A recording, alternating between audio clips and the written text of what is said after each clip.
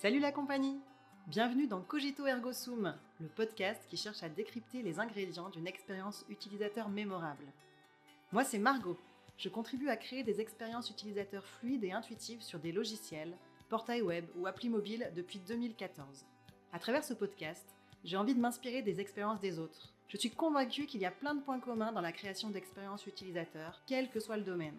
La prof qui prépare son TP pour ses élèves, le restaurateur qui travaille son concept de restaurant, ou les parents enjoués qui préparent le goûter d'anniversaire de leur enfant.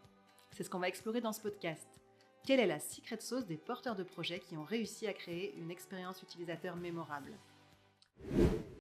Je reçois aujourd'hui Stéphanie Buisine, chercheuse en école d'ingénieur sur des thématiques autour de la créativité et de l'innovation. Dans cet épisode en 3 parties, on explore ce champ de recherche en s'intéressant dans la première partie à qu'est-ce que la créativité et quels sont les leviers pour la stimuler. Dans le deuxième épisode, on s'intéressera à comment innover de manière éthique. Et enfin, dans le dernier épisode, on creusera l'influence de la culture et de la personnalité sur la créativité, avant de conclure sur le sujet.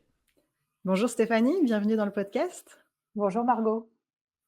Je suis ravie de te recevoir. Et pour démarrer, j'aimerais, si tu veux bien, te présenter rapidement, ainsi que ton parcours.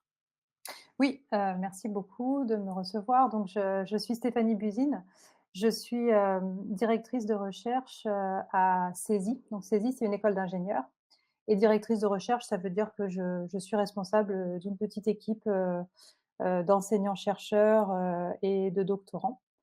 Et pour te dire quelques mots de mon parcours, donc moi je suis psychologue, de formation, mais j'ai vraiment toujours inscrit, mon action, on va dire mes activités dans le monde, je les ai toujours inscrits dans une approche pluridisciplinaire. Donc déjà quand j'étais, étudiante, en psycho, j'ai passé 2 ans dans un labo de neurosciences. Ensuite, j'ai fait un master d'ergonomie en plus de mon master de psycho. Ça m'a amené à faire une thèse de doctorat et j'ai choisi de faire cette thèse dans un laboratoire d'informatique, donc pour, aussi, finalement, diversifier, ce que je pouvais voir comme vision du monde. Et après ma thèse de doctorat, j'ai été recrutée donc, en école d'ingénieur. Au départ, j'étais, aux arts et métiers dans un laboratoire de conception où j'ai encore découvert une autre, facette du monde. Et puis, donc je suis restée 10 ans dans ce laboratoire de conception et d'innovation. Aujourd'hui, je suis donc, à CESI, qui est une autre école d'ingénieurs et je suis arrivée dans cette école pour participer, au développement de la recherche et à la création d'un laboratoire de recherche. Donc ça fait encore à nouveau 10 ans que je suis dans ce nouvel établissement. Donc comme tu vois, mon parcours, il est marqué par finalement, ces immersions dans des univers un peu différents, et complémentaires de la psychologie et de l'ergonomie. Ouais, c'est super intéressant, c'est très, très multidisciplinaire. Et physiquement, tu es où? Puisque c'est le premier épisode que je fais en visio. Là, on n'est pas sur place ensemble. Donc là, Donc, physiquement, je suis chez moi en région parisienne. Je travaille, à Nanterre, sur le campus, CESI de Nanterre. Et puis, bah, moi, j'habite à Gentilly, en fait, donc dans la petite couronne, à côté de Paris. ok, ça marche. Alors aujourd'hui, le thème de l'épisode, c'est la créativité. C'est le Mmh. sujet qui nous intéresse aujourd'hui. Donc, avant de rentrer dans le vif du sujet, est-ce que tu pourrais me définir la créativité? Oui, oui, oui, avec plaisir. Et puis d'ailleurs, ça me donne l'occasion aussi de faire une petite parenthèse qui fait la transition avec le parcours que je racontais.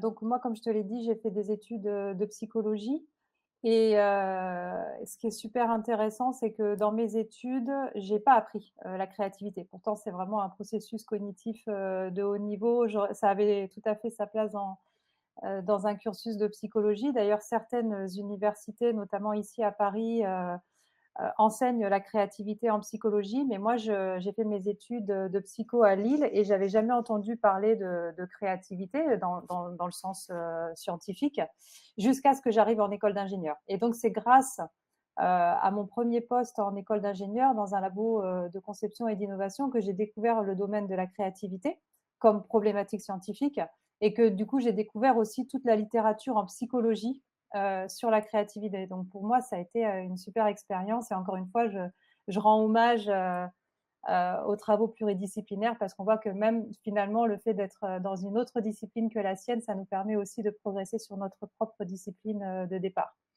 Et donc pour répondre à ta question de la définition de la créativité, donc il y en a plusieurs. Il y en a, j'ai envie de dire, il y a autant de définitions que de chercheurs, j'exagère un peu.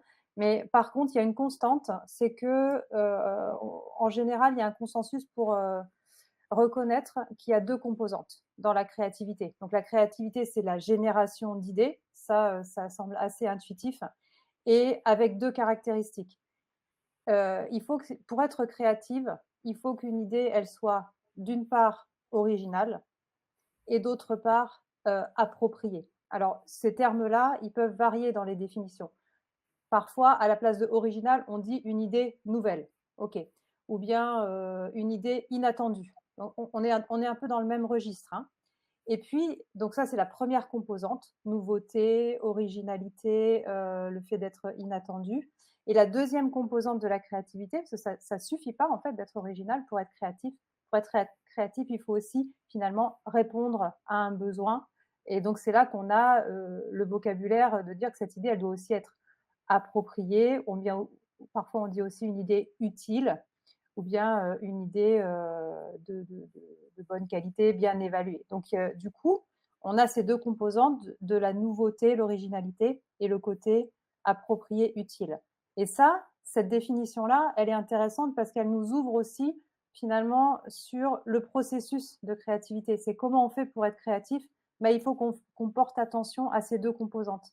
Comment est-ce qu'on fait pour stimuler l'originalité et la nouveauté d'une part, et comment est-ce qu'on fait pour stimuler le côté, le caractère utile et approprié d'autre part. Et on va voir que c'est des choses qui sont vraiment différentes d'un point de vue théorique et surtout d'un point de vue méthodologique. Ok. Ouais, ce que tu dis, ça m'évoque deux choses. La première, par rapport à ce que tu disais au début, c'est qu'effectivement, moi non plus, j'ai jamais entendu parler de créativité pendant mes études. Moi, c'était neurosciences, enfin, j'avais une grande partie neurosciences cognitives. Oui. On a parlé d'attention, on a parlé de mémoire, on a parlé de motivation, mais on n'a jamais parlé de créativité. Et par rapport à ta définition, du coup, alors pour moi, c'est vraiment une évidence, mais je sais que pour certaines personnes, la créativité, c'est pas forcément, enfin, c'est quelque chose de beaucoup plus restreint que ce que tu viens de décrire, et c'est en lien avec tout ce qui est artistique. Donc, Oui. histoire de bien casser les idées reçues là-dessus, on est d'accord, c'est pas, on peut être très nul en dessin, en danse, en musique, etc., et être quand même créatif. Ah oui, oui, absolument. Alors, c'est vrai qu'il y a beaucoup de domaines différents dans lesquels la créativité s'applique. Moi, comme tu l'as compris, mon domaine, c'est pas le milieu artistique, le secteur artistique. Mon domaine, c'est celui de l'ingénierie et de l'innovation. D'ailleurs, c'est quelque chose que j'ai pas dit quand j'ai parlé de mon parcours. Aujourd'hui, je suis responsable d'une équipe de recherche et notre sujet qui nous rassemble tous au sein de mon équipe, c'est qu'on travaille sur le processus d'innovation. Et du coup, l'innovation, on entend derrière innovation industrielle, innovation dans le domaine de la conception. Donc c'est sûr que du coup, moi, je ne serais pas très qualifiée pour parler de la créativité dans le domaine artistique parce que c'est pas ma spécialité. Et par contre, moi, j'ai plus de billes sur ce qui concerne la créativité industrielle, la créativité dans l'ingénierie. Ok, bah, ça tombe bien, c'est de ça dont on va parler aujourd'hui. Bah, du coup, si tu devais résumer grossièrement, qu'est-ce qui contribue à la créativité et qu'est-ce qui la bride? Oui, alors bah, ça fait une super transition, je te remercie parce que tout à l'heure, quand tu évoques la créativité dans le domaine artistique, il y a quelque chose qui est assez reconnu dans la communauté, c'est qu'en général, le processus de créativité artistique, il est souvent individuel. Il est lié à l'artiste, la personne, l'individu. Alors que tu vois, dans les travaux que moi je mène sur la créativité, dans le domaine de l'ingénierie, à l'inverse, on va souvent, voire toujours travailler en équipe. Et la créativité en équipe, ça a des contraintes, des exigences et aussi un potentiel différent de la créativité individuelle. Donc j'ai envie de te répondre sur deux volets différents. Qu'est-ce qui peut stimuler ou freiner la créativité d'un point de vue cognitif Mmh. dans un groupe et aussi d'un point de vue social? Parce que quand on introduit du coup la notion de groupe, clairement, on va on va déclencher toute une série de processus sociaux qui peuvent être des leviers de créativité et qui parfois peuvent être des freins. Donc pour simplifier, parce que rien que pour répondre à ta question, hein, qu'est-ce qui contribue à la créativité? Ça pourrait nous prendre, des heures ou même toute une vie. Et donc, pour simplifier, j'ai envie de te répondre, de te prendre quelques exemples dans le registre, cognitif et dans le registre social. Donc par exemple, la créativité en groupe, enfin, il y a un phénomène qui a été, identifié, et formalisé dans le début des années 2000, sur la créativité en groupe qu'on appelle la stimulation cognitive. Le fait d'être en groupe, ça nous permet à chacun, en tant qu'individu, d'avoir accès aux idées des autres. Et les idées des autres, elles vont jouer un rôle de, stimulateur, de la créativité. Donc ça, c'est un gros avantage du fait de faire de la créativité en groupe, c'est qu'on est exposé aux idées des autres et donc on est stimulé cognitivement. Et ça, c'est intéressant parce que, à l'inverse, quand on est seul sur un processus de créativité, eh ben, on peut parfois se retrouver entre guillemets enfermé dans un mode de pensée unique et puis pas réussir à voir les choses différemment, à prendre un autre angle de vision, à prendre une autre interprétation de la problématique ou une autre interprétation des solutions potentielles. Donc ça, c'est un gros point fort de la créativité en groupe, c'est la stimulation cognitive. Un autre gros point fort de la créativité en groupe et qui va être dans le registre social, c'est ce qu'on appelle la comparaison sociale. Le terme de comparaison, il est un peu à double tranchant, mais ce terme-là, dans la littérature scientifique, il désigne surtout le fait que quand quand on fait de la créativité avec d'autres individus humains, bah, ça va nous porter quelque part, ça va fluidifier, notre propre processus créatif par rapport à une situation où on serait seul et par rapport à une situation où on interagirait, mais avec, des systèmes, automatiques. Donc il y a des expériences assez célèbres qui ont été faites où on fait de la créativité en ligne comme si on était sur un chat, dans une condition alors on est toujours dans un système, automatisé, mais dans une condition, on croit qu'on interagit avec des humains, qu'il y a des humains en ligne avec nous en temps réel. Et dans l'autre condition, on est informé que c'est un système automatique qui interagit avec nous. Et en fait, les individus sont plus créatifs lorsqu'ils pensent qu'ils interagissent avec d'autres individus. Donc on voit bien qu'il y a cette composante sociale qui déclenche quelque chose chez nous et qui booste d'une certaine manière le processus créatif. Donc ça, c'est deux exemples d'éléments qui vont jouer comme des leviers à la créativité et qui sont liés à la créativité en groupe. Maintenant, forcément, il y a aussi des freins à la créativité qui sont liés aussi à la situation de groupe. Par exemple, tout à l'heure, je te citais la stimulation cognitive, d'être exposé aux idées des autres. Donc, c'est génial, ça me permet de voir les choses différemment. Mais le fait d'être exposé aux idées des autres, ça peut parfois interférer avec ma propre génération d'idées. Donc ça, c'est ce qu'on appelle le blocage de la production. C'est que quand moi, je suis partie dans comment dire, je cherche le mot en français, mais c'est comme s'il y avait un phénomène, tu sais, de propagation créative, hein, où on dit un train d'idées. Ça me revient. En français, on dit un train d'idées. Quand je suis partie dans une génération d'idées, en fait, j'ai des tas d'idées qui me viennent en tête quasi simultanément, qui sont reliées entre elles sémantiquement. Et donc, je suis partie dans un élan créatif, moi-même, à l'intérieur de ma tête. Et si à ce moment-là, on m'expose les idées des autres, finalement, ça va interrompre mon processus à moi créatif et ça va me le casser. Et je vais perdre mon association d'idées. Et donc là, du coup, donc c'est ce qu'on appelle le blocage de la production, c'est le fait de bloquer son propre processus créatif individuel. Donc ça, pour résoudre ce problème-là de blocage de la production, on peut mettre en place tout un tas de mesures méthodologiques ou technologiques en termes de support de production d'idées qui vont permettre de mieux articuler les moments où je suis créative seule, individuellement, et les moments où j'ai besoin de la stimulation cognitive des autres pour réenclencher finalement un processus créatif. Donc ça, voilà, c'est le blocage de la production. C'est un frein à la créativité quand on est en groupe, c'est le fait d'interrompre son propre processus. Et puis un frein social à la créativité en groupe, ça, je pense que c'est assez intuitif pour tout le monde. On appelle ça en anglais le social loafing. C'est le fait que quand on est en groupe, parfois on se met en retrait. Et ça, je pense qu'on l'a peut-être tous vécu, parfois dans des travaux de groupe, de dire, «Bon voilà, réfléchissons à cette idée, à ce problème». Et puis, on observe que dans le groupe, il va y avoir, quelques personnes qui vont contribuer à la réflexion, qui vont vraiment s'impliquer dans la réflexion, et puis il y a d'autres personnes qui vont se mettre en retrait. Un genre de paresse sociale, c'est le terme qu'on emploie, hein, le terme de paresse. Et donc ça, oui, on comprend bien ce que ça veut dire. C'est que finalement, dans un groupe, c'est rare, très rare, qu'on soit tous, impliqués à fond. Donc ça, du coup, c'est un frein à la créativité parce que, forcément, on perd une partie du potentiel du groupe quand on a des individus qui se mettent en retrait.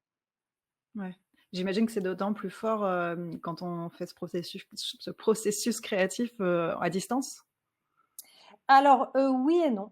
La distance, elle peut avoir, des bienfaits aussi. Je te donne Mmh. juste un exemple.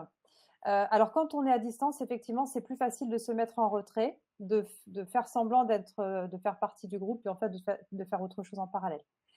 Mais, il y a certains individus qui vont être plus à l'aise, à distance parce qu'ils vont avoir moins d'inhibition sur, la mise en scène de leur propre personnalité ou de leur propre, corps, je dirais. Et ce qu'on observe, c'est que le fait de travailler à distance, ça peut parfois, heu, permettre en fait de dépasser les phénomènes d'autocensure. Une personne qui serait dans un groupe de créativité en présentiel, par son profil de personnalité, peut être soumise à l'autocensure. De dire en fait, elle pense à une idée, mais intérieurement, de façon, implicite, automatique, j'ai envie de dire entre guillemets «de façon inconsciente», elle va se dire: «Ah non mais cette idée elle est nulle, je vais pas oser la dire, si je la dis, je vais me ridiculiser» et cetera. Et ce phénomène-là d'autocensure, il est diminué, à distance. Donc ça peut être aussi finalement un levier de créativité. À chaque fois, tu vois, dans toutes les configurations, on a des points positifs et des points négatifs, qu'il faut, essayer de gérer. OK. Et autre chose que tu disais tout à l'heure sur, le fait de, qu'il y a des études qui montrent qu'il y a une différence quand on pense qu'on s'adresse à un humain Oui, versus, à un robot. Ça m'a fait penser, tu sais, surtout chez les développeurs, cette histoire du canard. Quand on est bloqué sur un problème, je crois que ça vient du monde du développement et du code, mais en fait, on peut l'utiliser, dans d'autres domaines. Quand on est bloqué, si on explique notre problème à quelqu'un d'autre, souvent on trouve la solution soi-même et en fait, souvent l'autre a rien besoin de dire et on dit: «Ce serait pareil de l'expliquer à un canard en plastique». ah oui, En fait, je du coup, comprends. ce que j'en comprends, c'est que ce serait pas pareil de l'expliquer à un canard en plastique. C'est le fait de parler à un vrai humain, c'est quand même différent. Oui, absolument. Je pense effectivement que c'est différent. Alors c'est un phénomène qu'on vit aussi beaucoup, en tant qu'enseignant. C'est que parfois on se rend compte, en expliquant certains concepts, à nos étudiants, on se rend compte des limites de notre propre connaissance, mais c'est grâce au fait qu'on doit l'expliquer aux autres qu'on se rend compte de ses limites et que du coup ça va nous amener à aller creuser aussi, certains points. Donc oui, clairement, l'interaction avec autrui, elle nous stimule intellectuellement et donc ça marche pour le développement des connaissances, que ce soit, l'apprentissage ou l'enseignement et ça marche aussi effectivement en créativité, ou, comme tu disais, finalement en résolution de problèmes de manière plus générale. Le fait d'aller, juste exposer son problème, de dire, «Ouais, bon là je suis bloqué, voilà ce qui m'arrive» et ben rien que de le formuler, de le formaliser, ça permet Mmh, parfois de mettre le doigt sur une solution potentielle. Ouais, absolument. Mmh. OK. Et moi, je me demandais aussi quelle est l'influence du stress dans la créativité? Ah, alors ça, c'est une question, très intéressante et un peu délicate. Parce que, comme toujours, la réponse, elle est pas univoque. On peut se dire de manière générale, le stress, ça diminue nos performances, mais c'est pas vrai. Tu sais, en psychologie, on a ce truc-là, la courbe de Yerkes-Dodson, là, c'est la courbe en U inversée qui montre qu'il y a un niveau d'activation enfin, en dessous d'un certain niveau d'activation, on n'est pas performant. Il faut avoir un certain niveau d'activation pour atteindre son optimum de performance et au-delà de ce niveau d'activation, on va avoir des performances qui vont à nouveau baisser. Donc, on peut appliquer ça au phénomène de stress et on peut appliquer ça à la variable créativité. C'est-à-dire que dans une certaine mesure, le stress, dans le sens d'un stress mesuré, qui est par exemple la pression de la deadline, hein, mettons, ça c'est encore c'est quelque chose qui correspond aussi à notre vécu quasi quotidien. La pression de la deadline, ça va nous mettre dans un certain état de stress qui va faire qu'on va pouvoir activer nos fonctions cognitives dans des bonnes capacités, quoi, dans un bon, activer notre potentiel. Mais si ce stress, il continue à monter et qu'il devient trop important, ben après, ça nous paralyse. Donc, c'est Mmh. la même chose que pour tous les phénomènes psychologiques. Pour OK. la créativité, c'est idem. Quand on apporte des contraintes, quand on apporte, par exemple, une contrainte de temps, de type deadline, ou bien quand on met un enjeu, de dire, voilà, en mode escape game, voilà, vous avez, Mmh. il faut faire ci pour ça. Bon, bah, dans une certaine mesure, ça nous permet d'être plus créatifs, mais au-delà d'un certain seuil, bah, les performances s'effondrent et on va tomber on va plus avoir aucune idée. Donc, tout est à doser. Et après, alors moi, d'un point de vue, là, c'est plus personnel peut-être. D'un point de vue déontologique, moi, du coup, j'essaye de pas, jouer, sur, ces composantes-là et ces leviers-là pour la créativité. Du style, parce que j'ai fait, il y a un certain nombre d'années, je sais plus, peut-être 15 ans, des études expérimentales sur le la contrainte temporelle, hein, le fait de mettre des timers dans les séances de Ouais. créativité. Effectivement, j'avais observé cette augmentation de la production, d'idées quand on mettait un temps limité, quand il y avait vraiment le chrono qui tourne. Donc ça marche d'un point de vue purement, performance. Mais par contre, en fait, tous mes participants, en fait, ils le vivaient mal. Ils appréciaient OK. pas. Et donc du coup, j'ai décidé d'arrêter d'employer ce genre de levier parce que OK, c'est important, la productivité et la performance, mais finalement, quand tu le mets en balance avec le bien-être, de tes participants, de tes collègues ou de tes congénères, bah, finalement, c'est plus c'est pour moi, c'est plus la priorité en fait, de favoriser la performance, quoi qu'il en coûte. Donc je préfère du coup, limiter le recours à ce genre de mécanique, pour favoriser des situations dans lesquelles on va jouer au contraire sur le bien-être.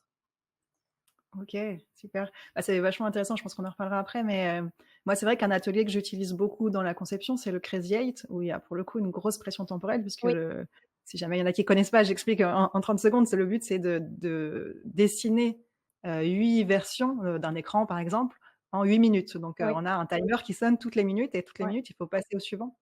Et c'est vrai que, bah, du coup, la pression temporelle, elle est très forte. Et moi, quand je l'anime, je dis souvent, si jamais vous y arrivez pas, c'est pas grave. Si vous en sautez un, c'est pas grave. Si à la fin des 8 minutes, vous en avez que 5, c'est pas grave. Pour, justement baisser un petit peu ce côté stressant. Mais il reste néanmoins puisque, il y a quand même ce timer qui sonne toutes les minutes. oui. Donc, Et si j'ai envie de rebondir, si tu me permets, avec toutes les techniques et les méthodes, de gamification qu'on emploie, parce que là, on est un peu dans un mode comme si on était dans un jeu. Je citais d'ailleurs tout à l'heure l'histoire de l'escape game pour mmh illustrer.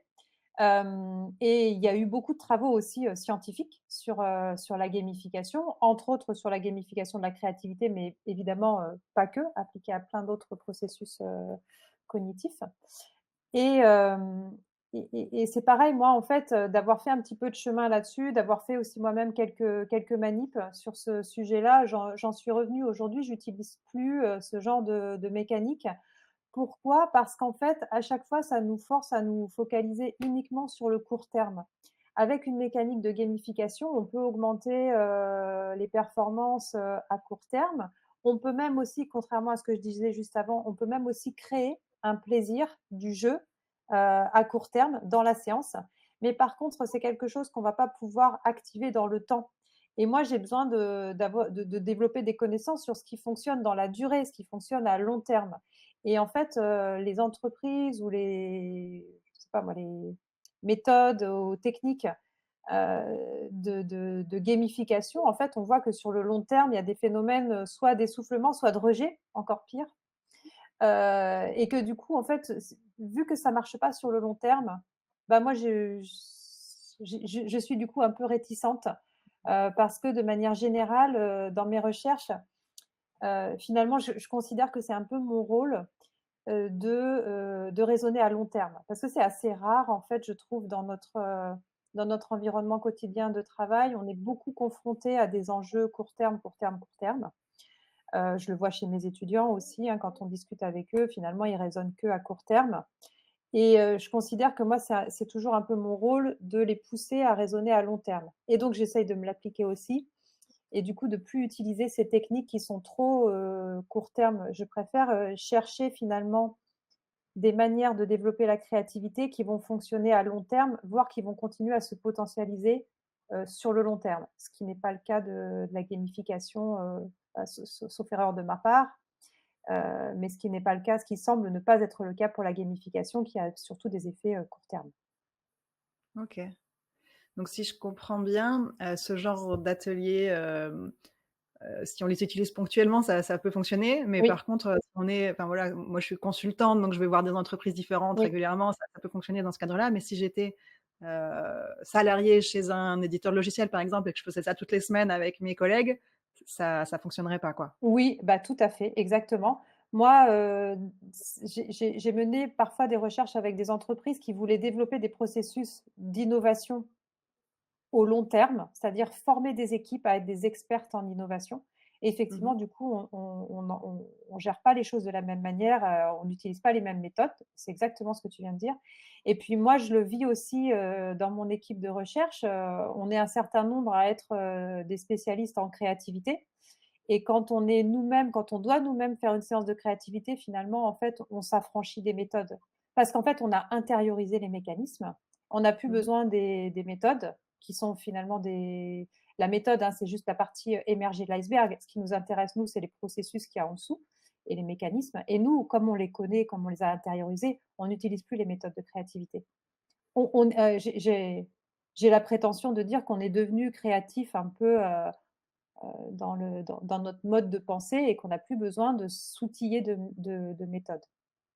Ouais, donc ça, c'est ce que j'ai observé avec mes collègues qui sont chercheurs et spécialisés en créativité et je pense que ça peut ou ça devrait être la même chose, en entreprise dans une équipe qui est spécialisée dans l'innovation. Au bout d'un moment, elle a plus besoin en fait de mettre en place, des ateliers en bonne et due forme. Les ateliers, c'est plus pour amener des gens qui ne sont pas, habitués dans un Mmh. processus créatif. Voilà. Mais une fois que c'est notre métier, que c'est ton métier d'être créatif, peut-être que tu es au-delà, enfin, tu as plus besoin du support méthodologique.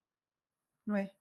Et du coup, ça, quand on anime des ateliers avec, ben, des utilisateurs ou Oui, des parties prenantes qui, eux, sont pas sans enfin, qui n'ont pas l'habitude de faire ça, oui.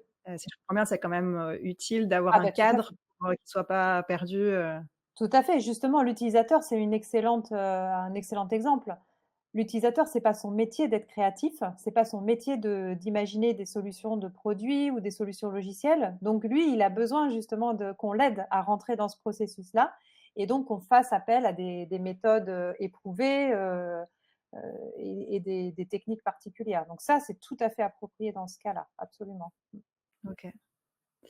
Et du coup, là, on a parlé de ce qui contribuait ou freinait la créativité en groupe. Oui, Dans nos métiers du designer, c'est vrai qu'on essaye au maximum, d'inclure justement des utilisateurs ou des parties prenantes, mais des fois, selon les contextes, on est obligé de, bah, de réfléchir, par nous-mêmes, on va dire, en solo. Et du coup, c'est quoi, les bah, les leviers en solo? Enfin, qu'est-ce qui contribue? Qu'est-ce qui freine?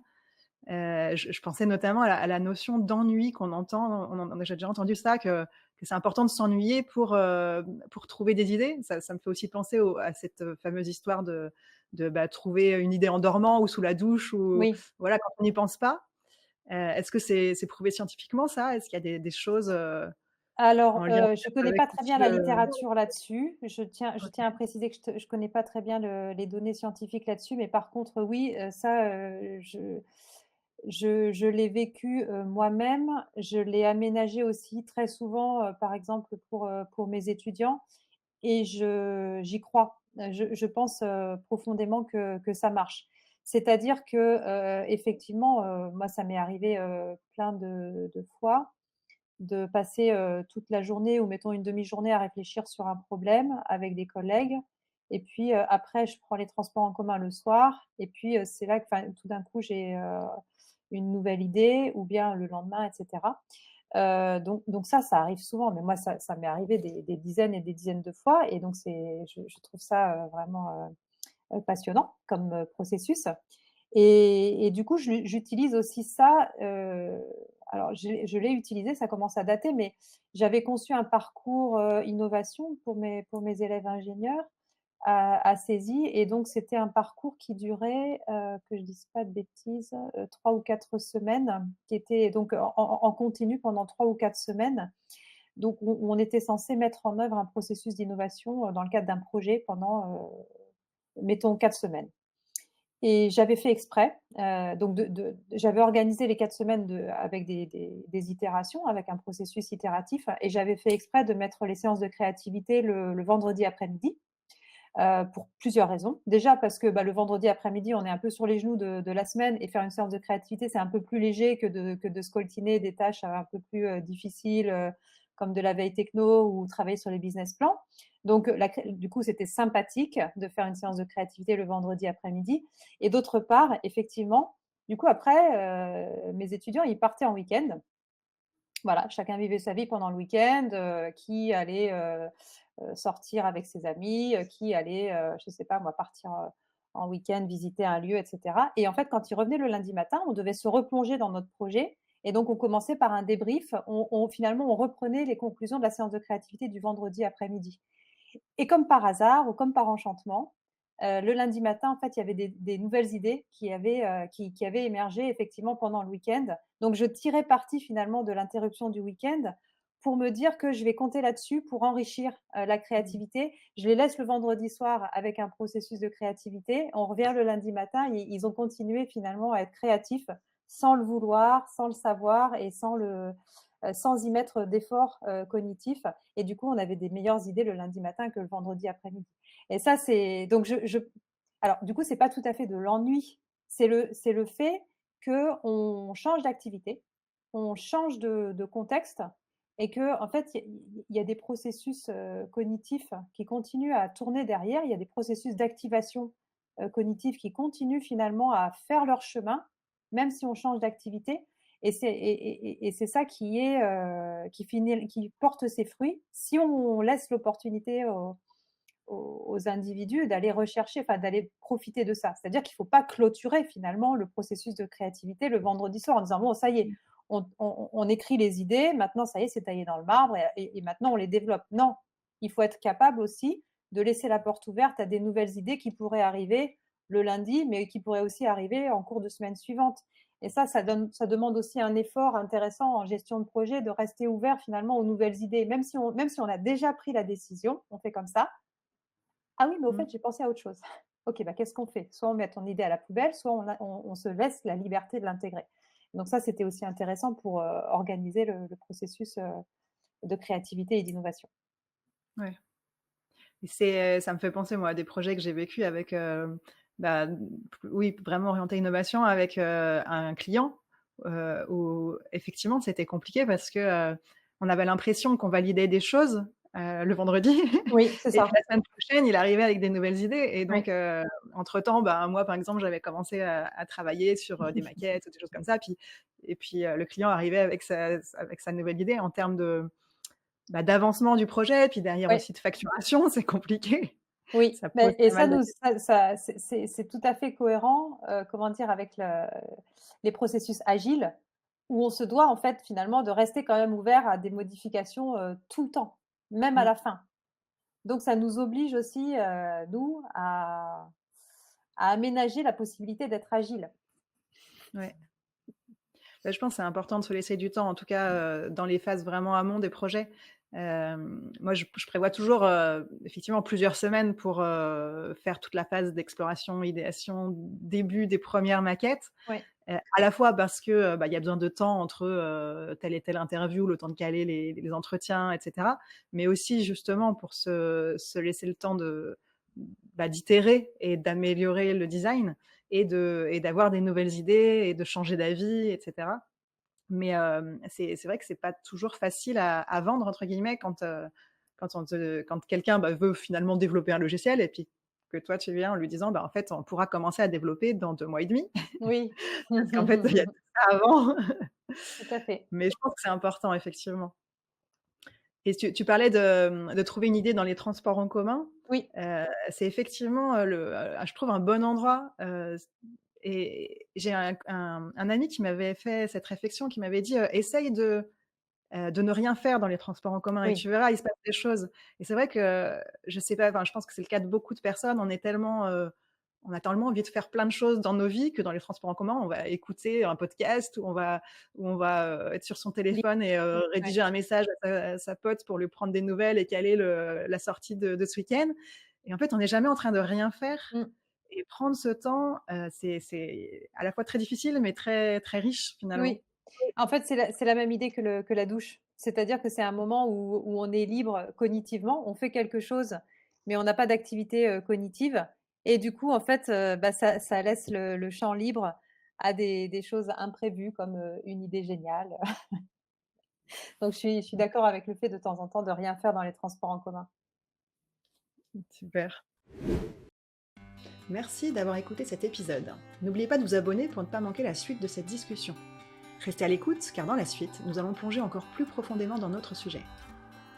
Pour continuer à échanger, questionner et explorer les thématiques autour de l'expérience utilisateur, retrouvez-moi également sur TikTok. Vous trouverez le lien en description. C'était Margot dans Cogito Ergo Sum et je vous retrouve très bientôt pour la suite de notre échange.